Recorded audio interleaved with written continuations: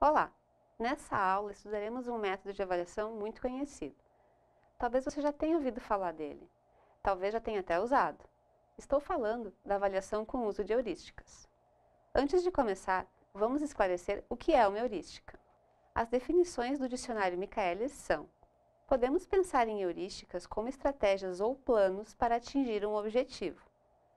Sendo assim, uma avaliação usando heurísticas nada mais é do que ter algum tipo de plano antes de começar a avaliação.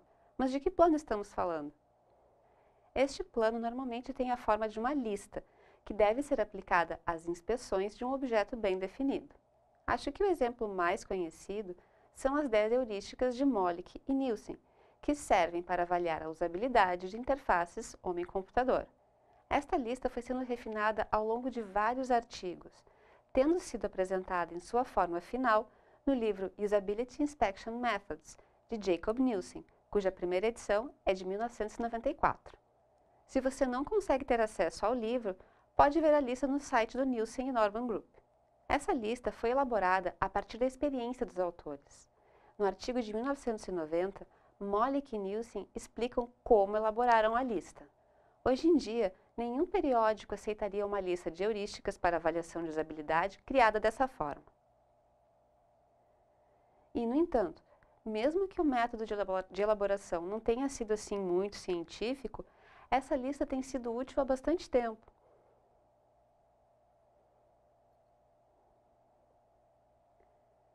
Eu acho que isso levanta uma questão interessante. E aí, qual é a sua opinião?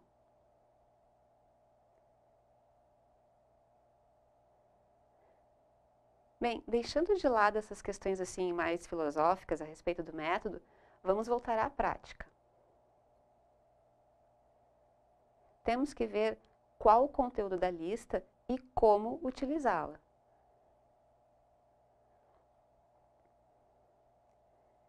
Veja que cada um dos itens representa um tipo de problema que pode ser encontrado em interfaces. Por exemplo, visibilidade do estado do sistema é descrito como: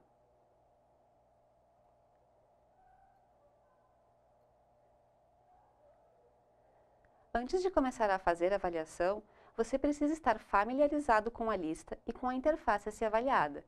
Isso é muito importante. Para fazer a avaliação, siga os seguintes passos. Se familiarize com a lista de heurísticas. Se familiarize com a interface que vai ser avaliada.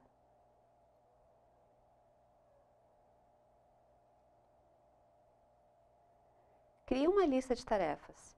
Uma dica: pense nas coisas mais importantes que o usuário precisa fazer. Execute cada uma das tarefas. Avalie a interface de acordo com a lista de heurísticas.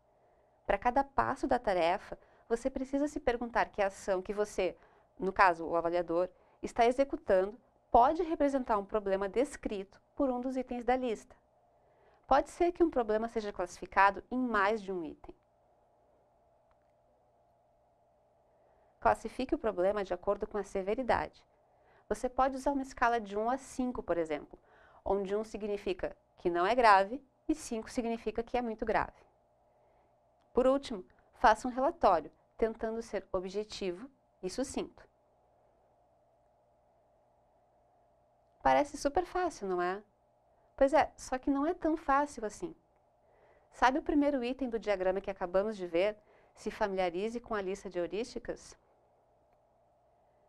Não é muito fácil a gente ter essa familiaridade toda.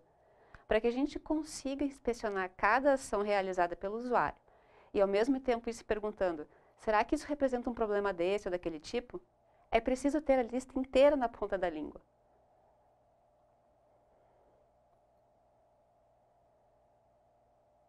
Stanton e Young alertaram para isso. Avaliações com uso de heurísticas são eficientes e rápidas, porém dependem muito da experiência do avaliador, tanto com a interface como com as heurísticas.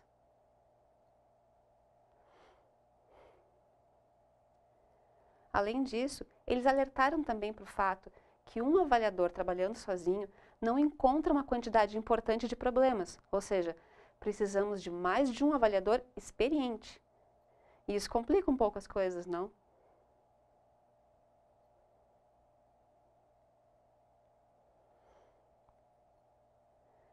Mollick e Nielsen já haviam falado sobre isso em um artigo de 1990, no qual eles avaliaram o quão difícil era encontrar os problemas de usabilidade. Eles fizeram experimentos com 4 sistemas e observaram a quantidade de erros que cada avaliador encontrava e a gravidade de cada erro. As imagens que você está vendo foram reproduzidas desse artigo. Cada coluna representa um avaliador. Os avaliadores estão distribuídos no eixo X, sendo os piores à esquerda e os melhores à direita.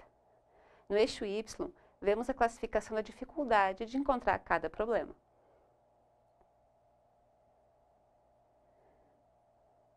Esse artigo ficou famoso porque nele foi feita a primeira referência à ideia de que um avaliador é pouco e de que 3 a 5 são suficientes. E foi aí que começou a história de ter 5 avaliadores. A ideia é que a quantidade de erros encontrada pelos avaliadores segue a distribuição de Poisson.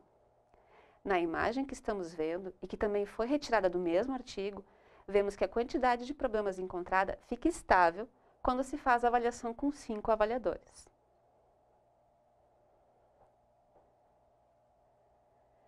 Essa indicação em relação à quantidade de avaliadores não é um consenso dentro da comunidade de pesquisa.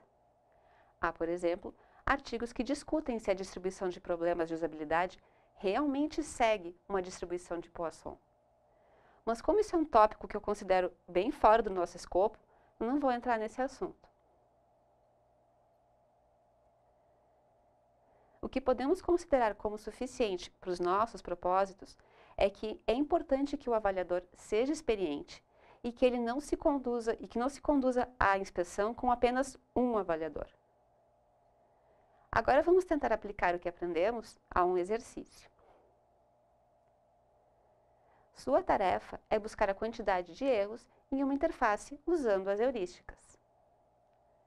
A minha sugestão é que você avalie uma interface a qual todos tenham acesso, para podermos comparar os resultados. Iremos usar a funcionalidade Mensagem do Lumina. A tarefa é enviar uma mensagem para cada um dos participantes do curso. Assim, poderemos até mesmo tentar tirar as nossas próprias conclusões sobre quantos avaliadores são necessários e até mesmo tentar reconstruir os gráficos que Mollick e Nielsen fizeram, distribuindo os avaliadores no eixo X e os problemas no Y.